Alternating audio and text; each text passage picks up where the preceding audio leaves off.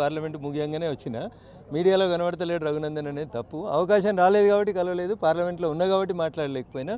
So coming to the point, Allu Arjun కేసుకి సంబంధించి పోలీసులు మేము ఏదైనా కార్యక్రమానికి పోతున్నామని తెలిస్తే ముందే మమ్మల్ని ఇంటి దగ్గరనే ప్రివెంటివ్ అరెస్ట్ చేస్తారు, గేట్ దాటకముందే అరెస్ట్ చేస్తారు, గేట్ లోపలికి వచ్చి కుర్చీలు వేసుకొని కూర్చొని చెప్తారు, సార్ మిమ్మల్ని ప్రివెంటివ్ అరెస్ట్ చేస్తున్నాం పోవద్దు అని చెప్పి.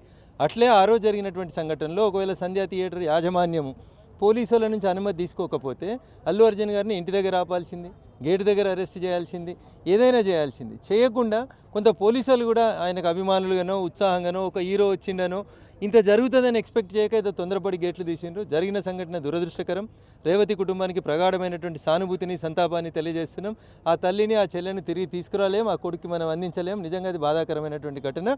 దాంట్లో అల్లు అర్జున్ గారు కూడా నైతికంగా బాధ్యత వహించి ఆ నిర్మాతలు కూడా బాధ్యత వహిస్తే ఇంకొంచెం బాగుంటుంది అనేది సినీ ఇండస్ట్రీకి నా సూచన. ఇకపోతే రెండో అంశం, 25 లక్షలు ఇచ్చినాం, వాళ్ళు రాలేదు మేము ఇచ్చినాం, వాళ్ళు రాలేదు మేము ఇచ్చినాం అని చెప్పి బాగా ఊదుకుంటున్నటువంటి గౌరవ మంత్రి కోమటిరెడ్డి వెంకటరెడ్డి గారికి నా విజ్ఞప్తి ఏంటంటే, మీరు నడుపుతున్నటువంటి గురుకులాల్లో మీరు బువ్వ సరిగా పెట్టక ఆ బువ్వల ఎలుకలు వచ్చి మందులు వచ్చి పురుగులు వచ్చి 42 మంది ముక్కుపచ్చలారని విద్యార్థులు చచ్చిపోయినారు. అయ్యా కోమటిరెడ్డి వెంకటరెడ్డి గారు, మీ ప్రభుత్వానికి నిజంగా చిత్తశుద్ధి ఉంటే శ్రీతేజ మీద ఉన్నటువంటి ప్రేమను నేను తప్పుపడతలేను, కానీ అదే ప్రేమని ముక్కుపచ్చలారని 42 మంది విద్యార్థులు గురుకులాల్లో ఉండి చదువుకుంటున్నటువంటి పేద బడుగు బలహీన వర్గాలకు సంబంధించినటువంటి ఆ 42 మంది విద్యార్థులకి మనిషికి 25 లక్షలు ఇచ్చేతందుకు నీకు నీ ముఖ్యమంత్రికి ఎందుకు మనసు రాలేదనేది మాత్రమే నేను కోమటిరెడ్డి వెంకటరెడ్డి గారిని, ఈ రాష్ట్ర ముఖ్యమంత్రి గారిని చాలా స్పష్టంగా అడగదలుచుకున్నాను. అట్లే ప్రజాపాలన ప్రారంభమైన ఈ ఏడాది 2 నెలలలో సుమారు 63 మంది రైతులు చనిపోయినట్టు మాకున్నటువంటి సమాచారం. ఆ కుటుంబాలకు కూడా 25 లక్షలు ఇచ్చి మీరు ఉదార స్వభావాన్ని చాటి చూపుకోవాల్సింది.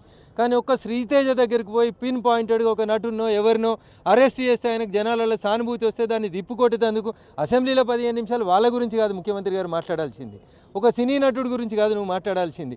గురుకులాలలో పురుగుల మంది వస్తుందని రోజు ధర్నా చేస్తున్న విద్యార్థులను ఉద్దేశించి మాట్లాడాలి, ఆ సమస్యను అడ్రస్ చేయాలి. అది చేసి ఉంటే కాంగ్రెస్ రాజనీతి కాదు నిజంగా ప్రజాపాలన చేస్తుందని ఒప్పుకుంది. కాంగ్రెస్ అల్లు అర్జున్ విషయం లోపల రాజనీతిని ప్రదర్శించాలనుకుంది, మైలేజ్ పొందాలనుకుంది, చేసిన తప్పును కప్పిపుచ్చుకోవాలనే ప్రయత్నం చేసింది తప్ప ఇంకొకటి కాదు. ఇప్పుడు ఒక గీతను తుడపకుండా చిన్న గీత చేయాలంటే ఇంకొక గీత దాని పక్కన పెద్ద గీయాలి. అట్లా ఒక సమస్య నుంచి ప్రజల అటెన్షన్ను మళ్ళించాలంటే ఇంకొక సమస్యను తీసుకొచ్చి పెడతా ఉన్నారు వాళ్ళు. అల్లు అర్జున్ని పోలీసులు అరెస్ట్ చేశారు, దానికి ముఖ్యమంత్రికి ఏం బాధ?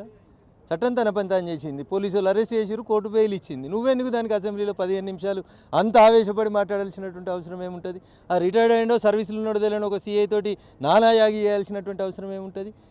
ఎవరిని బెదిరించినా, మహేష్ రఘునందన్ని బెదిరించినా, రఘునందన్ మహేష్ని బెదిరించినా చట్ట ప్రకారం చర్యలు తీసుకోవాలి. మరి ఆ సీఐని రిమాండ్ చేయాలి కదా, బెదిరిస్తుండు కదా ఆయన. ఈయనిచ్చిండా?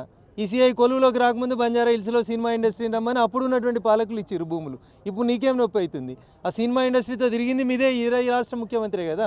ఆ సినిమా ఇండస్ట్రీలో చాలామంది తోటి చట్టపట్టాలు వేసుకురు. పోయిన ముఖ్యమంత్రి కుటుంబం వేసుకుంది, ఇప్పుడున్న ముఖ్యమంత్రి కుటుంబం కూడా వేసుకుంటుంది. దానికి మనకు అనుకూలంగా ఉంటే ఒక రకంగా, మనకు వ్యతిరేకంగా ఉంటే ఇంకొక రకంగా మాట్లాడడం అనేది భావ్యం కాదు.